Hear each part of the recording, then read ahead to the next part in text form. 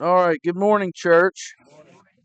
So, this morning we'll be looking at the whole chapter of Genesis 13 together. Um, it's a pretty straightforward text. It won't take very long to get through it. We've kind of moved into the historical narrative parts of Genesis.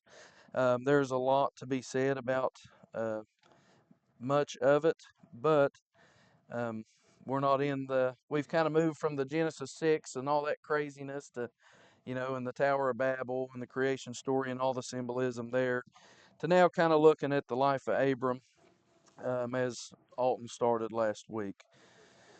So I'll be reading from the ESV version this morning, and I'm sorry, I know I kind of matched my background, but I guess there was a wedding here yesterday, so we apologize for the mess.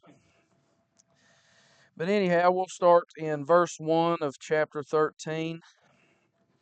And it says, So Abram went up from Egypt, he and his wife and all that he had, and Lot with him, into the Negeb. Now Abram was very rich in livestock, in silver, and in gold. And he journeyed on from the Negeb as far as Bethel, to the place where his tent had been at the beginning, between Bethel and Ai, to the place where, sorry, accidentally scrolled down, to the place where he had made an altar at the first. And there Abram called upon the name of the Lord.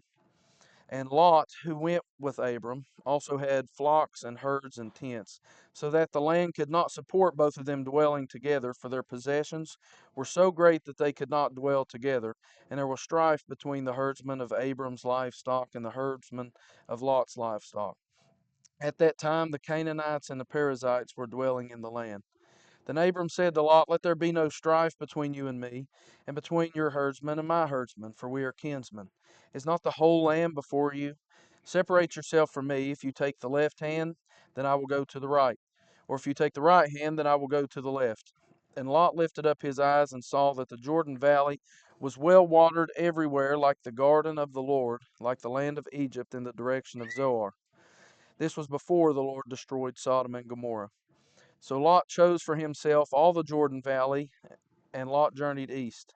Thus they separated from each other. Abram settled in the land of Canaan, while Lot settled among the cities of the valley and moved his tent as far as Sodom. Now the men of Sodom were wicked, great sinners against the Lord. And the Lord said to Abram, after Lot had separated from him, Lift up your eyes and look from the place where you are, northward and southward and eastward and westward. For all the land that you see I will give to you and to your offspring forever. I will make your offspring as the dust of the earth, so that if one can count the dust of the earth, your offspring also can be counted. Arise, walk through the length and the breadth of the land, for I will give it to you. So Abram moved his tent and came and settled by the oaks of Mamre, which are at Hebron, and there he built an altar to the Lord. May God add a blessing to the reading of his word.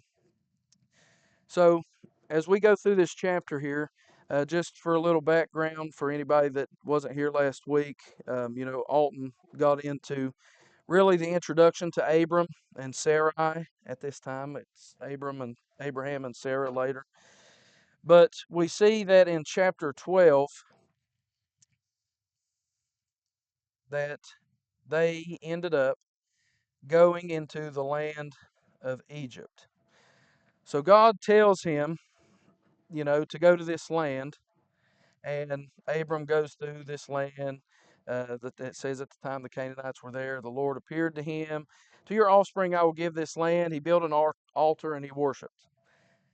And it says that he journeyed on, still going towards the Negeb. Then there's a shift immediately. It says, Now there was a famine in the land. And so what did Abram do? He just left. Okay. So Abram went down to Egypt to sojourn there, for the famine was severe in the land. So we seen last week that Abram leaves the land of promise at the first sign of trouble. He doesn't remain faithful. He kind of fails in leaving. He doesn't trust in God, and so he tries to go into a different land that seems more plentiful, more bountiful for him, all the while leaving behind the land that God had promised to him. But then we see, um, after the incident with the Pharaoh, and we'll kind of get into that a little more here in a minute, and his wife, It starts off this chapter, it says, "So Abram went up from Egypt, he and his wife and all that he had, and Lot with him, and Lot with him into the Negev." So after his failure in Egypt, he leaves behind the land that God has given to him and promised to his family, and he goes and uh, to Egypt, tries to kind of manipulate the situation, and now he is returning. God intervenes with Pharaoh and his wife. He afflicts Pharaoh, it says in chapter 12. And so he sees God's hand in this, and he now is returning to the land. So it's kind of a return to this place where he had communion with the Lord. And so when he comes back, it says that he was rich in livestock, in silver and in gold, and he journeyed on from the Negeb as far as Bethel to the place where his tent had been at the beginning between Bethel and Ai, to the place where he had made an altar at the first, and there Abram called upon the name of the Lord. So we see that Abram comes back to this place. And when he does, immediately he goes to the altar that he had once built and returns, repents, and turns back to faithfulness to the God that promised him this land. And I think that's something important for the church to learn. Um, everybody wants to kind of reinvent the wheel. We see that in modern American church services. There's always something new. There's always some kind of show. There's always some kind of something that is supposed to catch your eye and bring you in. That would be more likened to the land of Egypt, I would say, in this story. But Abram doesn't go and try to reinvent the wheel, but rather he turns back to God in repentance and into communion with Him at the altar where he was once before. So you see a faithful return to this land and to this God who promised him this land. And then we see, you know, this is immediately following a famine that was apparently in the land. In verse 5, it says, "And Lot, who went with Abram, also had flocks and herds and tents, so that the land could not support both of them dwelling together, for their possessions were so great that they could not dwell together." So Abram and Lot both have become so wealthy now, following a famine, that the land cannot sustain both of them there together. So this first division in the family actually doesn't come from the famine, it comes from prosperity, which I think is very interesting. Typically, when we look at our lives and trials, things that happen to us, sometimes the only thing we look at is famine, is the way things are um, when they're bad. But we see here that there's actually a test in this prosperity of Abram's faithfulness here. We see that they had so much, they were so prosperous that the land could not sustain both of them. So it's kind of like a test wrapped in abundance rather than a test in uh, lack of, like we see so many times.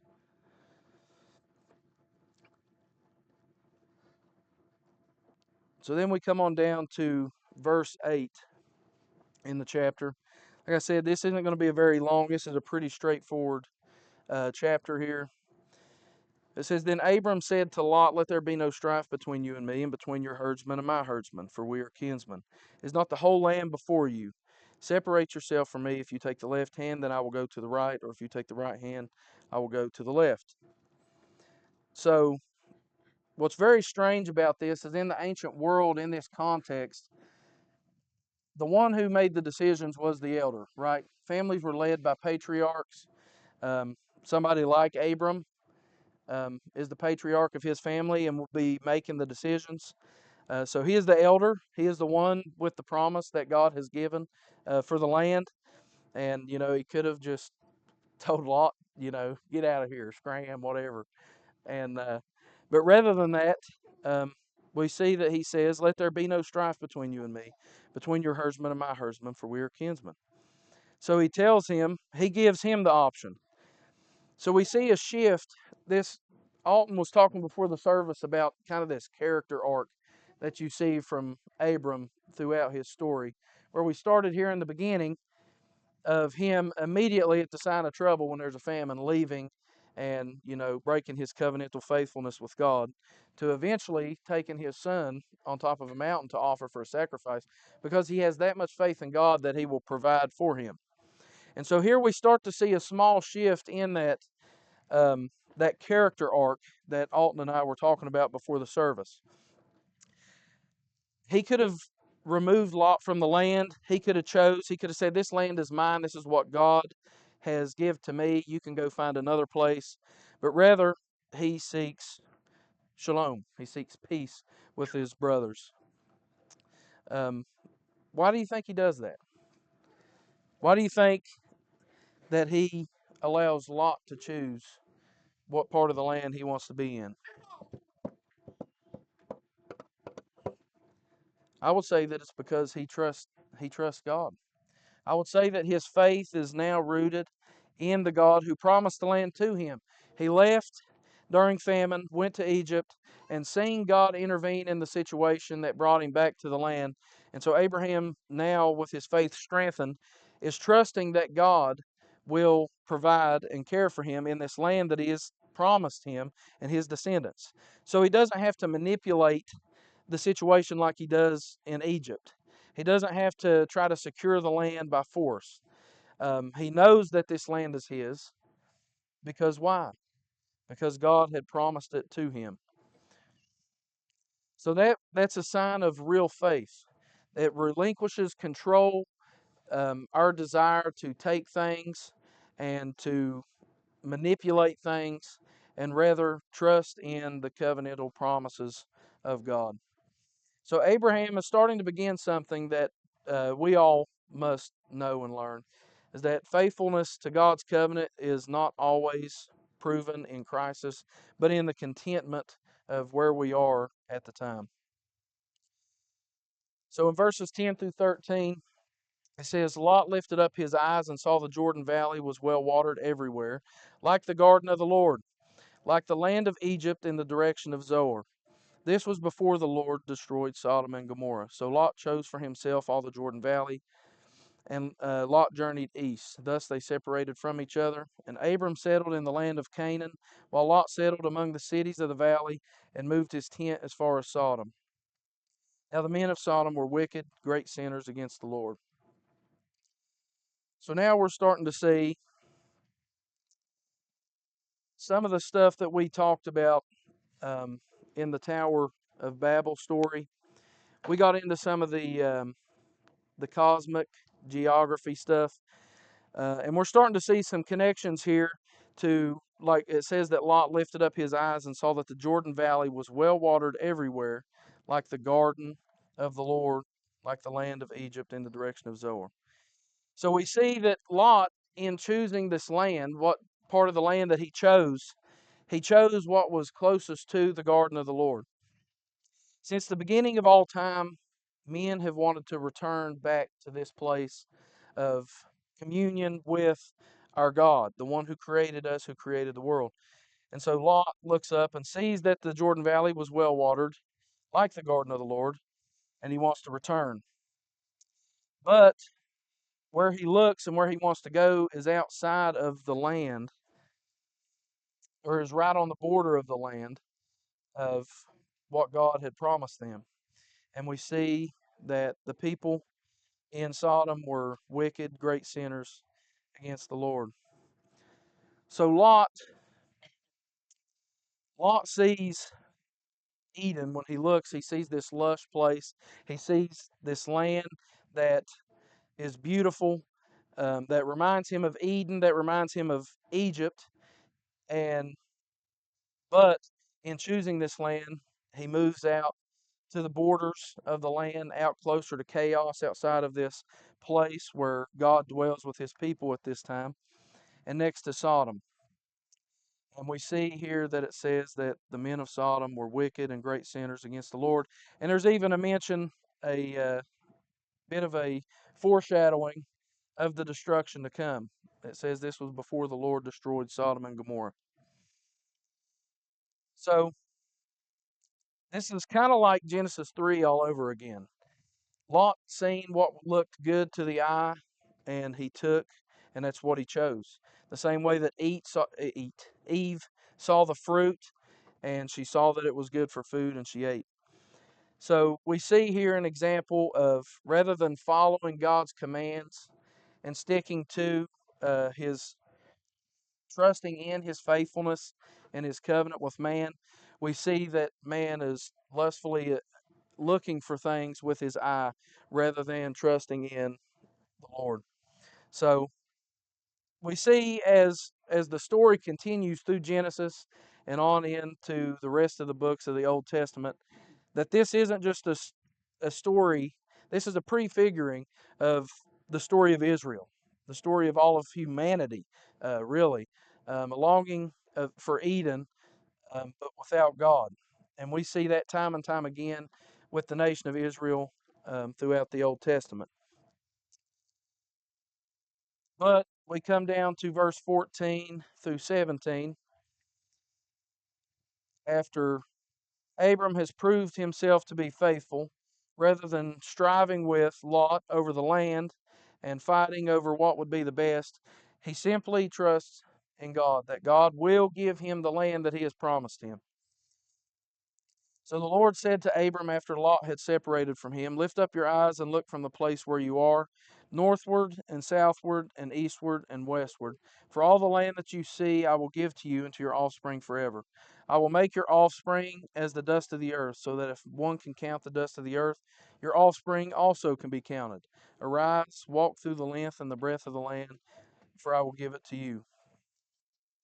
So now we see that God is affirming this same promise after this display of faithfulness from Abram. He again reiterates this promise of the land and has him to look northward, southward, eastward, westward, and walk the length and the breadth of the land. So we see here that Abram, after his faithfulness, has this promise reiterated to him. And as believers that are under the covenant of grace in the New Testament, it tells us, as Josh mentioned before the service, that those men of the Old Testament were looking forward to something. They were looking forward to the Savior to come. They were looking forward for the fulfillment of promises. We also, as believers in the new covenant, are looking forward to something as well. And that something is the new heavens and the new earth that Josh mentioned before. But we are in a bit of a different situation than what Abram was in. As we mentioned in the Tower of Babel story, that God separated all these nations and all these people groups, and he had a particular land. But now in the new covenant, we see that God has entered into creation, and he has sacrificed himself for all of humankind. And in doing so, he has now took all of the land of the earth that now belongs to him. He has power, dominion, and control over all of that, and we can share in that with him. So just as Abram was promised this land and was looking forward to it, we also have a land promised to us in the new heavens and the new earth. But as Josh said, it's actually happening in the here and the now. We no longer are bound to a particular place, but rather God has entered into creation and taken it as his, and now we share in it.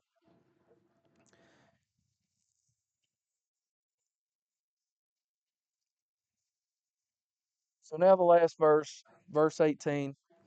It says, "So Abram moved his tent and came and settled by the oaks of Mamre, which are at Hebron, and there he built an altar to the Lord." So we see that there's always this return to these places where an altar is built. There's always a tree, these Edenic symbols that man is trying to return to this sacred space and worship and enter back into communion with God. Worship is the means by which covenant faith is expressed. And it's no coincidence that the first piece of land that Abram will own, as we will come to find out, is not a pasture or a palace or some great place, but it's actually a tomb. um, which is kind of like a foreshadowing of the death that must come before full possession. And we see that in the life of Christ. Before Christ fully takes back creation, before he defeats the powers and the rulers and all the things that we talk about here each and every week, we see that he first must die the death of a man and then be raised again on the third day. So like I said, this is compared to the stuff that we've been talking about, I would say that this chapter is pretty boring and straightforward. I kind of struggled with it in the last couple of days trying to prepare this for the sermon, just because we're getting into the narrative part of the Bible. But there's a lot of important things to take from this. Abram's story is not simply about acquiring the land, but it's about fidelity. It's about covenant fidelity with God and trusting in Him and the processes. Not to take matters into our own hands and try to do things our own way or to manipulate things, but rather to simply trust in God in the place that we're in and believe that God will lead us in the right direction.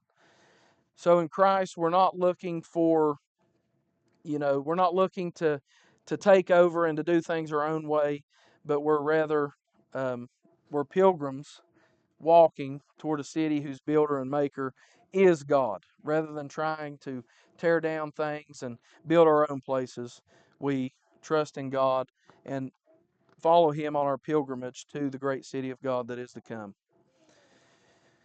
So at this time, we will go ahead and enter into the Lord's Supper.